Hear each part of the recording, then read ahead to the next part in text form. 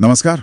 आज हम थोड़ा पीछे चलते हैं। जनवरी 2020 में एक वक्त था जब अमेरिका और ईरान के बीच तनाव बहुत ज्यादा बढ़ गया था। हाँ बिल्कुल, एकदम से। तो हमारे पास जो जानकारी है उसी के आधार पर आज हम ये समझने की कोशिश करेंगे कि भाई क्या हुआ था, क्यों दुनिया को लगा कि अब तो बड़ी जंग छिड़ेगी। सही बात है। और इसके मतलब मेन पॉइंट्स क्या थे। तो बात शुरू होती है 3 जनवरी 2020 से बगदाद एयरपोर्ट के पास। हाँ। अमेरिका ने एक ड्रोन हमला किया। और निशाना कौन थे? ईरान के एक बहुत ही ताकतवर, मतलब जाने माने सैन्य कमांडर जनरल कासिम सुलेमानी। ये कोई छोटे मोटे कमांडर नहीं थे, रेवोल्यूशनरी गार्ड्स की जो कुछ फोर्स है उसके हेड थे। हाँ, जिनका असर पूरे मिडिल ईस्ट में माना जाता था। बिल्कुल। और जो जानकारी सामने आई उसके हिसाब से तो यह हमला तत्कालीन अमेरिकी राष्ट्रपति डोनाल्ड ट्रंप उनके सीधे आदेश पर हुआ था। हाँ, यही रिपोर्ट्स थी। अमेरिकी प्रशासन का तर्क ये था कि सुलेमानी एक आतंकवादी मास्टरमाइंड थे।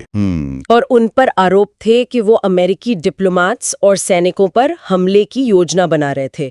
तो उनका कहना था कि भाई ये हमला जरूरी था भविष्य के हमलों को रोकने के लिए। बिल्कुल, ये उनका नजरिया था।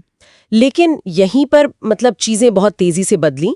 ईरान के लिए सुलेमानी सिर्फ एक कमांडर नहीं थे। हाँ, वो एक राष्ट्रीय हीरो जैसे थे शायद। बिल्कुल, एक नेशनल हीरो का दर्जा था उनका। और उनकी मौत पर ईरान में जबरदस्त गुस्सा, शोक सब देखने को मिला। और ईरान ने इस हमले को साफ साफ मतलब बिल्कुल सीधे तौर पर जंग छेड़ने वाली कार्रवाई माना। अच्छा। अपनी सॉवरेनिटी पर हमला। अच्छा।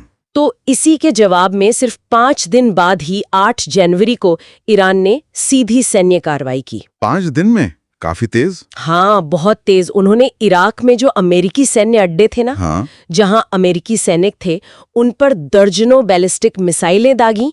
ये एक खुला संदेश था कि देखो, हम चुप नहीं बैठेंगे। और बस इसी ईरानी कार्रवाई ने तो पूरी दुनिया की जैसे सांसें रोक दी थी। हाँ बिल्कुल। हर तरफ यही बात, क्या ये तीसरा विश्व युद्ध है, अब अमेरिका क्या करेगा। माहौल बहुत ज्यादा तनावपूर्ण था। ऐसा लग रहा था कुछ भी हो सकता है। हाँ, इंटरनेशनल मीडिया में बस यही चल रहा था कि क्या ये कंट्रोल से बाहर हो जाएगा। लेकिन यहाँ एक बहुत दिलचस्प बात हुई, और अहम भी। क्या?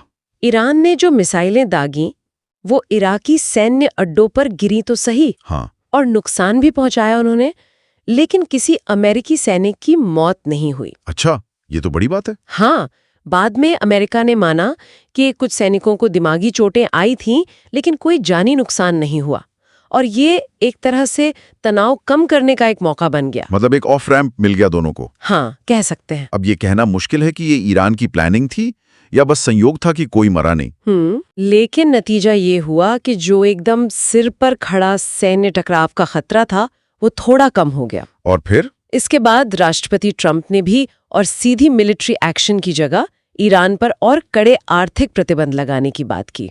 अच्छा, तो एक्शन के बजाय प्रतिबंध। हाँ, तो ऐसा लगा कि दोनों देश जो बिल्कुल युद्ध के मुहाने पर खड़े थे वो एक एक कदम पीछे हट गए। तो अगर हम संक्षेप में देखें तो जनवरी 2020 में अमेरिका का सुलेमानी पर ड्रोन हमला और फिर ईरान का जवाबी मिसाइल हमला। हाँ, इन दोनों घटनाओं ने दुनिया को एक बहुत बड़े सैन्य संघर्ष के मतलब बिल्कुल करीब ला दिया था। वो कुछ दिन तो वाकई बहुत नाजुक थे। बिल्कुल, लग रहा था कि स्थिति हाथ से निकल सकती है। पर पूर्ण युद्ध तो टल गया। हाँ, युद्ध तो टल गया, लेकिन इसका ये मतलब नहीं कि तनाव खत्म हो गया।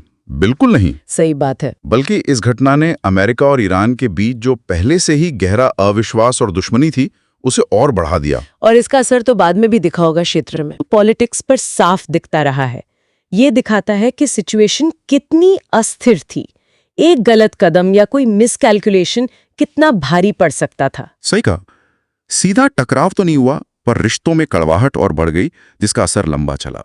और ये हमें एक सोचने वाली बात पर लाता है। अगर सोचिए, उस वक्त ईरानी मिसाइलों से अमेरिकी सैनिकों की जानें चली जाती। हाँ, तो? या फिर अगर अमेरिका ईरान के मिसाइल हमले का जवाब फौरन किसी और बड़ी सैन्य कार्रवाई से देता, तब तो शायद हालात बहुत बिगड़ जाते। बिल्कुल। उस नाजुक मोड़ पर जरा सी चूक या कोई अलग फैसला, नतीजा कितना अलग, कितना भयानक हो सकता था। भविष्य में ऐसी सिचुएशन से कैसे बचा जाए, इस पर सोचना वाकई जरूरी है।